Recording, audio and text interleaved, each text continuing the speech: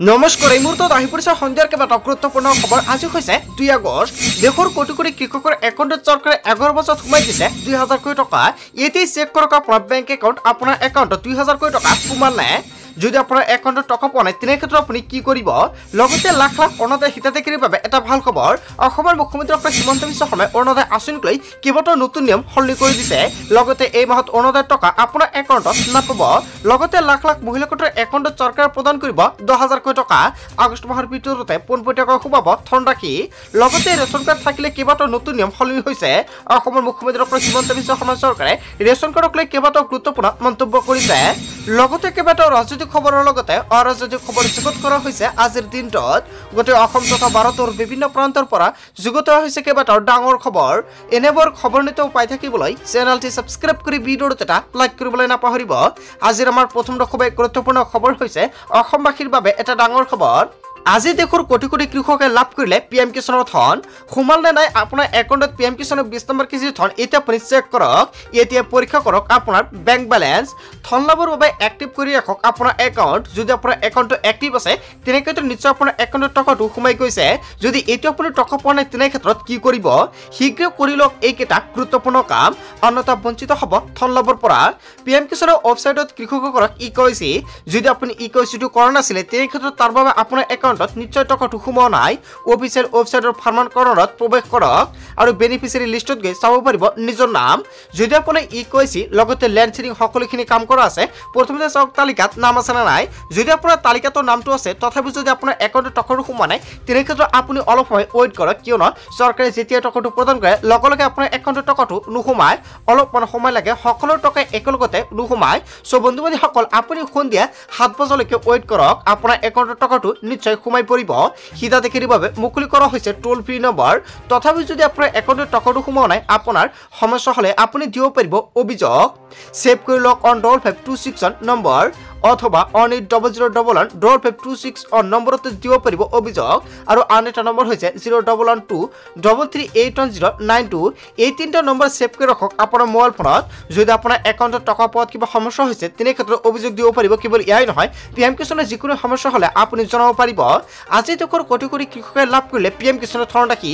আজিৰ ভিডিঅ'টো সকলোৱে বেছি বেছিকৈ শ্বেয়াৰ কৰি দিয়ক। আৰু যদি আপোনালোকে এতিয়ালৈকে টকাটো পোৱা নাই, 7 বাজি পাৰ হৈছে তথাপিও যদি টকা পোৱা নাই কমেণ্ট কৰি জনাই দিব, সহায় কৰা হ'ব। তাৰপিছত অসমবাসী ৰাজুক জনাইছো আমাৰ পৰৱৰ্তী খুবেই গুৰুত্বপূৰ্ণ খবৰ, লগতে ডাঙৰ খবৰ। অসমৰ পৰা নহয় বাংলাদেশৰ পৰা অহা লোকসকলেহে কাগজত বিচাৰিব লাগিব। অসমৰ মুখ্যমন্ত্ৰী ডক্টৰ হিমন্ত বিশ্ব শৰ্মাই আজিৰ দিনত কেইবাটাও ডাঙৰ মন্তব্য কৰিছে সংবাদ মেলযোগে। অসমৰ মানুহক কাগজ বিচাৰি লাভ নাই। অসম এতিয়া পৰিৱৰ্তন হৈছে। পূৰ্বৰ দৰে অসমৰ পৰিস্থিতি নাই। অসমীয়া বড়ো ৰাভাসকল আমি একত্ৰিত হ'ব লাগিব। আমাৰ প্ৰকৃত শত্ৰুখন আমি সকলোৱে চিনি পাওঁ। বাংলাদেশৰ পৰা অহা লোকসকলহে আমি কাগজ বিচাৰিব লাগে। জংগল মাটি সকলো তেওঁলোকে দখল কৰিলে। সেইসকলৰ কাগজ বিচাৰি বিটিআৰত আন লোকসকলৰ কাগজ বিচৰা হৈছে। হিমন্ত বিশ্ব শৰ্মাৰ কাগজ বিচাৰিব নালাগে বুলি অসমৰ মুখ্যমন্ত্ৰী ডক্টৰ হিমন্ত বিশ্ব শৰ্মাই সংবাদ মেলযোগে ডাঙৰ মন্তব্য কৰিছে। বাংলাদেশৰ পৰা অহা লোকসকলৰ কাগজ বিচাৰক বিটিআৰত। বাংলাদেশৰ পৰা অহা লোকসকলৰ কাগজ বিচৰা নাই। আমি একত্ৰিত হৈ নাথাকিলে আমাৰ জাতি মাটি বেটি নাইকিয়া হৈ যাব। অসমৰ লোকসকলৰে 20 বিঘা মাটি নাই, কিন্তু উৰিয়ামঘাটত একাংশই হাজাৰ হাজাৰ বিঘা ভূমি দখল কৰিলে।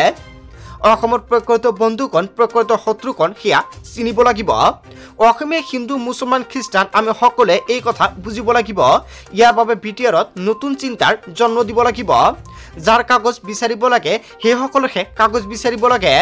বড়োলেণ্ডত কোনো দ্বিতীয় শ্ৰেণীৰ নাগৰিক নাই, সকলো প্ৰথম শ্ৰেণীৰ নাগৰিক হ'ব পাৰিব। ওদালগুৰিত এই মন্তব্য কৰিছে অসমৰ মুখ্যমন্ত্ৰী ডক্টৰ হিমন্ত বিশ্ব শৰ্মাই। হয় বন্ধু বান্ধৱীসকল, অসমৰ মুখ্যমন্ত্ৰী ডক্টৰ হিমন্ত বিশ্ব শৰ্মাই আজিৰ দিনটোত যিকেইটা মন্তব্য কৰিছে জনতাই কি ক'ব? যদি জনতাৰ কিবা মন্তব্য কৰিব লগা থাকে আপোনালোকৰ মন্তব্যটো নিশ্চয় কমেণ্ট কৰি জনাই দিব।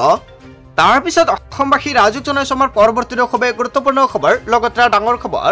সাজু হওক, আহি গ'ল অৰুণোদয় 3.0। এতিয়াৰ পৰা অৰুণোদয়ৰ লগতে পাব ৰন্ধন গেছৰ ৰাজসাহায্য। অৰুণোদয় আঁচনিত সাঙুৰি লোৱা হ'ব 40 লাখ হিতাধিকাৰী। ছেপ্টেম্বৰ মাহত 17 তাৰিখে আনুষ্ঠানিকভাৱে মুকলি কৰা হ'ব অৰুণোদয় 3.0। 40 লাখ পৰিয়ালে লাভ কৰিব অৰুণোদয় আঁচনিৰ সুবিধা। কেৱল এয়াই নহয়, অৰুণোদয় পৰিয়াললৈ LPG ৰাজসাহায্য প্ৰদান কৰা হ'ব। LPG কিনিলে 250 টকাৰ ৰাজসাহায্য দিব চৰকাৰে। 40 লাখ পৰিয়ালক সামৰি লোৱা হ'ব এই প্ৰথম আঁচনিয়ে। গেছৰ বাবে প্ৰপত্ৰ ঘৰে ঘৰে দিবলৈ যাব। অৰুণোদয় 1 আৰু অৰুণোদয় 2 তন্নতন্নকৈ কৰা হ'ব পৰীক্ষা। বহু নাপাবলগীয়া পৰিয়ালেও লাভ কৰিছে এই আঁচনিৰ ধনৰাশি। বন্ধু বান্ধৱীসকল, আজিৰ ভিডিঅ'টো সকলোৱে বেছি বেছিকৈ শ্বেয়াৰ কৰি দিয়ক। গোটেই অসম তথা ভাৰতৰ বিভিন্ন প্ৰান্তৰ পৰা যুগত হৈছে কেইবাটাও ডাঙৰ খবৰ। এনেবোৰ খবৰ নিতৌ পাই থাকিবলৈ চেনেলটি ছাবস্ক্ৰাইব কৰি ভিডিঅ'ত এটা লাইক কৰিবলৈ নাপাহৰিব। So thank you for watching full video.